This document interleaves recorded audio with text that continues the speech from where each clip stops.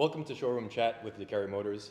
My name is Wesley, this is Maurice, and this is Frank. Hello. And today we'll be talking about something that we get asked these questions all the time since we work with Aston Martin and Bentley and all these exotic brands. And, well, you got a question just the other day, right? I get them actually lots, you know. So basically what I get is I get kids that come up to me and tell me, hey, how did you get into this business? Did you go to a special school? Are there courses, you know? How could I get into it? And it's actually pretty impressive that these younger adults really, really love what we do. And to me, I think it was a lot of luck.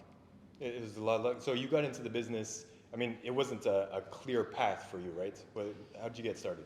So I had sporting goods retail stores for 25 years. Yeah. And in 2012, I closed them, and a friend of mine was telling me, hey, you know what, come and see. He was working for this group. Porsche needs a sales executive. You'd love it. So I went there a couple of weeks, hung around. It was really, really, really good. I liked it. I tried it.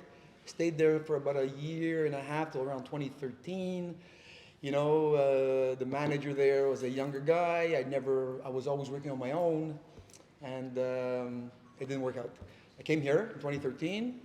So in 2013, I was selling Jaguar, Land Rover, Aston Martin, and Bentley. Then in 2016, we built this store. Actually, what we should do is one day have a really nice video and showing the place. It is beautiful. I totally agree. It is beautiful. So again, 2016, came in here, brand manager, developed it, and here we are, 2023. So you'd say it's pretty much luck that you fell into this business in a sense.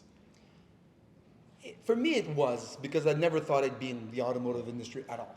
And because for you, it wasn't the same thing at all. No, right? So it wasn't luck. Like similar to Maurice, it was a friend of mine who actually opened the door into the automotive industry because of the opportunity that he was made aware of.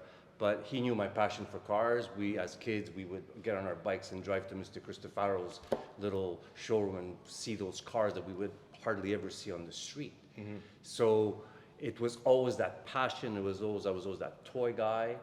And then as an adult, I never considered being in the automotive industry, even though as an adult working in another career, I could still notice those special cars. And when the opportunity actually arose, I first wasn't sure, but they said, go meet the gentleman and see what happens. And when I walked into that showroom, I can tell you it was like walking into a toy store for me. So life started there for me in the automotive industry, and all it did was just fuel that passion that I have and just fuel it. And today I have such a great respect for hand assembled cars. I have a great respect for our customers who have a passion to build and configure their own cars, and to be part of that, to me, is really priceless, because I'm doing what I love. Just to add, I mean, when it made me remember. So when I was interviewed for the first time with that manager, and it was like, and I think you're gonna appreciate that, because he was like, Maurice, do you like cars, or you want to make some money? I'm like, what are you talking about? I mean, I'm a businessman. I want to make money. I like cars, but it's business.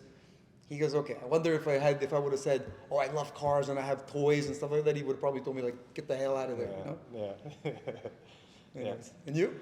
So me, it was a little bit of luck, just the right place, right time in a sense. So I was, like you, Frank, I was someone who, from day one, I loved cars. Yeah. I remember, I would think I was maybe 2 or 3 years old. I got this book that it was Cars, Trucks, and Things That Go. And I loved this book. It had all sorts of rockets in it, anything that goes fast. I'd eat it up, like Ricky Bobby. And so it started there, and then I played with, Hot Wheels, and we had this track that would go down the stairs. I was 4 years old, making these cars jump off this Hot Wheels jump off this track. Loved it, and it just grew from there. But after graduating university, I did track and field at the time. That was my job. And he jumped through hoops and shows. Yeah, jumped over hurdles, actually. And met someone there who we got into the sports nutrition business together. So I was my own boss for a long time, ended up selling my shares in the company, and figured that I would just stay in that industry, in sports nutrition. Never thought that I would, get into automotive, but I had a friend who worked at Porsche, who said, In 2013? In 2013, he said, we just got this opening because somebody just left. And so I went for the interview and got the job and didn't know where it would really lead me, but I got bitten by the bug. Did you get the, do you like I got the cars, same or you, thing. or you like good money? So here's a question for you guys. No, having experienced what you've experienced in the car business, would you have started earlier? I mean, it's just a make-up question. Would you have started earlier, Yeah. knowing what you've experienced so far? Hindsight is 2020. Right. So I could have never known, and I never had dealership on my radar at all. Knowing what I know now, yeah, actually I would have. I would have loved to get in earlier. I wouldn't have liked to get in lower than Porsche though, which is Because you got spoiled. Because I loved the machines. Right. It was the people that I met that actually kept me here.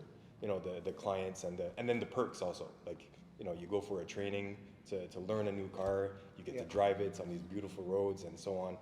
Those perks are fantastic. So even me, so the guy who got me into Porsche, he got me in there. So like Wesley was saying, we go when we have a new model. Sometimes we end up in Europe, And so whenever I post anything, his answer to me, and this has been going on since 2013, basically, it's like, "You're welcome, you're welcome."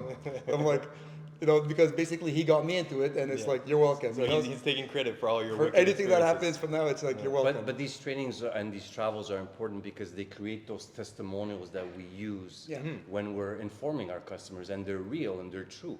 And we need to be able to have reality behind our stories so that we can have them at least begin their experience with us. 100%. You have to be authentic, and I got to visit the Aston Martin factory, and there's nothing that could replace that experience. Nothing. It's amazing.